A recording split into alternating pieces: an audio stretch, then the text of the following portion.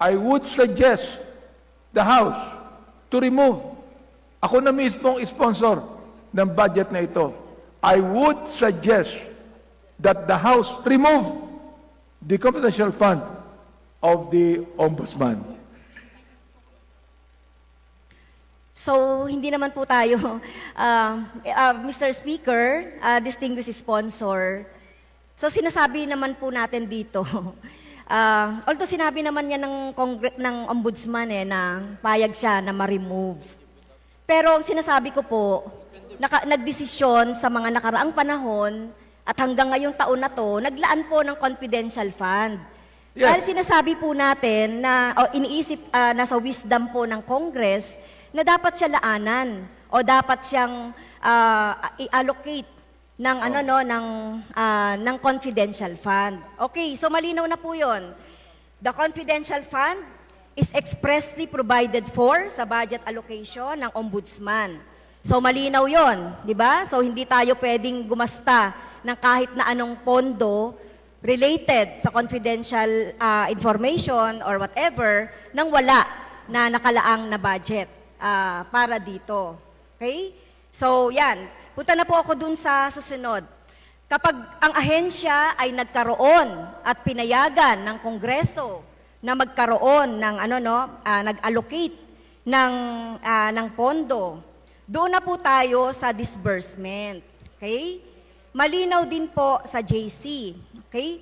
Sa JC 2015-01, dated January 8, 2015, kung paano yung disbursement. Okay? So, tayo naman po sa Kongreso, di ba? Kapag pina-follow lang natin yung guidelines, kapag nilaanan natin ang budget, i-follow lang yung accounting procedure at guidelines, di ba? So, wala po tayong problema. So, nakalagay po doon sa JC, ano po ba yung nire-require? Dahil medyo na-struck lang din po ako doon sa mga resibo na katulad na nabanggit ni Kong Arlene kanina, Kong Arlene Brosas, about the receipt, kasi nakalagay dito, no, siguro, ulitin ko lang. Sabi po ng ating kagalang-galang na Ombudsman, pag ni-require nyo po ang isang ahensya ng gobyerno na may confidential fund, na mag-submit ng resibo, ay hindi na po confidential fund yun. Kasi just like if I now rent a safe house. Okay? Pagpaumanhin po ninyo, pero mula po nang ako'y naging ombudsman, wala pong nagsabi sa akin na mag-submit po kami ng resibo, dahil paano ko po riresibuhan ng isang intelligence officer na sinuyo ko tignan ng isang bagay o isang kaso. Ano hong resibo ang ilalagay ko doon? Paano ho ililiquidate sa akin ng intel officer? If I get a safe house, magtataka pa ho kayo kung bakit ako kumuha ng safe house. Baka naman yung safe house na yon ay hindi totoong safe house, kundi motel. So paano ililiquidate sa amin yun? Paano kami magsasubmit ng resibo? Napakahirap po yata noon na mag-submit kami ng resibo. At siguro wala namang papayag din na intel. So, binigyan ng 50,000 o liquidate mo sa akin na tuwing sasakay ka ng taxi, kung siya ay, which I did it before, na may pinamamanmanan ako ng isang empleyado ng ombudsman. Pinasundan ko, siguro mahihirapan yung intel officer na every now and then, bigay sa akin yung mga resibo ng gasolina at pag-liquidate ko ng resibo ng gasolina na yon as my own expense. Baka sabihin ng COA, hindi mag-claim ng gasoline expense because you have your transportation allowance. And lastly, sinabi po, so I don't think receipt is important. What is needed is that we make certification, we issue a certification to that effect that we have spent the confidential fund for the purpose of investigation of cases. Yun po, yung mga binanggit po doon sa budget hearing. At kino-confirm naman po yan kanina ng ating Office of the Ombudsman na binanggit. So ang binabanggit ko, ang gusto ko lang pong makuha dito ay yung pamamaraan na kapag ikaw ay entitled ng confidential fund, merong pamamaraan sa joint circular kung paano ito ililiquidate. Okay? So, nandiyan po yan sa 4.12 ng JC. Disbursement from the confidential fund shall be supported with documentary evidence of payment among others which shall be submitted to ICFAO in a sealed envelope signed by the SDO.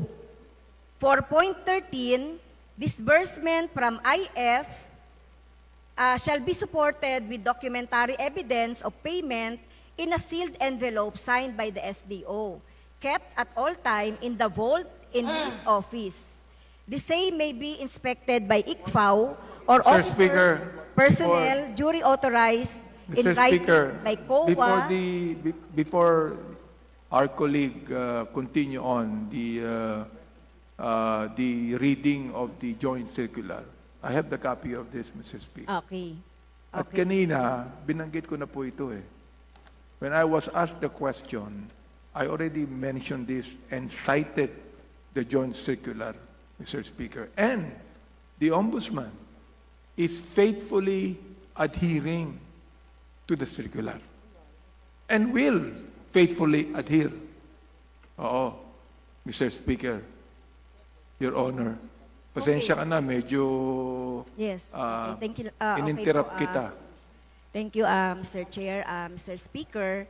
So, ito po, no, nakalagay dyan sa page 8 kung paano po yung disbursements at saka yung accounting nitong confidential fund. Sa kung ito lang po ay nasusunod, wala naman po tayong naman po tayong magiging problema.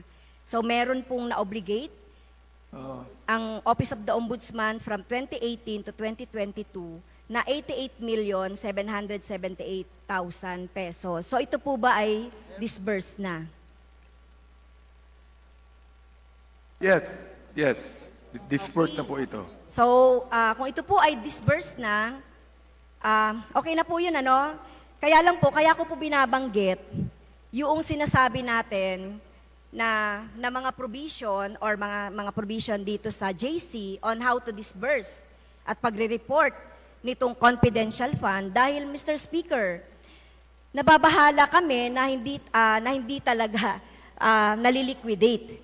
At nababahala kami na kung naririnig ito ng ibang mga ahensya, especially from the Office of the Ombudsman, na sinabi niya yung mga binanggit ko kanina, merong 88,778 million na sinabi naman ay na disburse na, na-obligate at na-disperse na o na-liquidate na. At ngayong taon na to, meron na namang 31 million na confidential fund. For the next year, meron na naman pong 468 million na confidential fund. So nababahala po kami na kapag hindi natin sinunod itong nasa joint circular ng COA at iba pang mga ahensya, ay baka gayahin po tayo ng mga ahensya, di ba? Gayahin ng mga ahensya yeah, kung sinasabing Mr. hindi Speaker. nagsasubmit ng resibo. Excuse me po, no, Mr. Speaker, patapusin niyo po ako para Sige dun po, sa- sige po.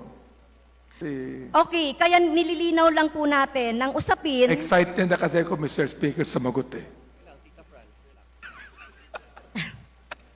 Kaya po, nililinaw po lang natin, Mr. Speaker, Honorable Sponsor, nililinaw po lang natin na meron talaga na itinakda na mga panuntunan dito sa JC doon sa reporting requirements and the disbursements. At kung ito lang po ay nasusunod, ay wala po tayong problema. So, ang ibig po bang sabihin, Mr. Speaker, distinguished sponsor, binabawi na po ba ng ombudsman yung kanyang sinabi na hindi siya nagsasubmit ng resibo? Mr. Speaker, ang sinasabi lang po ng ombudsman natin ay hindi po resibo ang sinasubmit, kundi ang sabi nga po sa joint circular, documentary evidence. Yes. Ito, hawak-hawak ko po dito yung pro forma na binigay. Hindi po ito pro forma ng ombudsman, kundi binigay po ito. Ito ang sinasubmit at compliant po ang ombudsman dito. Tinan po natin maigi sapagkat ako, ramdam ko din ang damdamin, Mr. Speaker, ng ating colleague. No? At hayaan mo, sa ating kagalang-galang na congresswoman ng ACT, sama mo ko na mag-iimbestiga pag ginamit ng ombudsman ng mali ang kanilang confidential fund, kung ibibigay po natin ito. Ayun, the thing is this. Again, let me reiterate the request of the ombudsman. If this will stain the integrity of the office of the ombudsman, kung merong pagdududa na yung tinatawag nating anti-corruption body ng gobyerno ay magiging corrupt din tungkol dito, pagdududa, Mr. Speaker, Your Honor, ako mismo ang magsasabi, kahit na ayaw pong tanggalin ni Congressman Paduano ang confidential fund, ako na rin po magsasabi, tanggalin po natin itong 51 million na confidential fund ng ombudsman. So darating po tayo dyan sa part na yan, Mr. Speaker, distinguished sponsor. So ano po ba yung mga sinabmit? I stand corrected. Wala naman sa JC yung resibo. Ang nakalagay dito ay yung proof of payment. Okay? Documents na proof of payment. So it could be receipt, official receipt, it could be voucher, it could be a petty cash voucher. Pwede rin naman sigurong nakasulat sa papel yan or whatever. Basta merong proof of payment. So yun naman ang nakalagay dito. Tama. At saka po, certification. Papakita ko sa inyo. Certification ito. na... Tinataas ko po para malaman po ng buong bayan na kino-comply po ng ombudsman ang kanilang responsibilidad. Okay, that would be good. So, certification na talagang nagamit, niliquidate, dinisburse, itong confidential funds. So, kaya sinabi ko kanina, wala tayong pagtatalo kapag ito ay nasunod. Okay. Sinabi niyo po kanina no, na kayo ba, nagmo-move ba kayo? You are moving a motion to remove the confidential fund ng ombudsman, I don't think, Mr. Speaker? Mr. Speaker, Your Honor, point of order, I don't think that it is proper in this body right now, talking about the budget, to make a motion. Yes, tinasabi ko lang po kanina. Hindi po, Sinasabi niyo po. Mr. Speaker, no, I just would like to say this to a point of order. That Is the not sponsor proper. asking for a ruling for a point of order?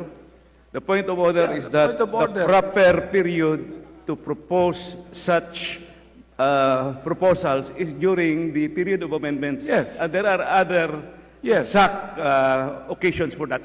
Yes, So that's Mr. my ruling. So you may proceed, Your Honor. Yes, ang tanong ko lang po, Mr. Speaker, kasi kanina pa po sinasabi ng ating sponsor na willing siya, no, at sa advice ng ombudsman kung tatanggalin po yung in a proper order naman. Hindi pa po ako tapos noon, in a proper time ng motion, magmo-move po ba yung ating kagalang-galang na sponsor na tanggalin ang confidential fund ng ating Office of the Ombudsman. So yun lang po naman yung tanong ko. So hindi pa po tayo dito nagmo-motion to remove yung confidential fund. Kaya tinatanong ko lang po, in proper time, Mr. Speaker, magmo-move po ba ang sponsor natin sa budget ng ng ombudsman na tanggalin itong confidential funds? Mr. Speaker, I hope that Your Honor is not putting me on the spot, Mr. Speaker. But it would be the decision of the body. Whoever makes the motion. Now, if our colleague is asking me if I will make a motion at the proper time, Mr. Speaker, I would not in any way answer now positively because I do not want to be put on the spot, Mr. Speaker. Perhaps we could be able to continue on in tackling the budget of the Ombudsman.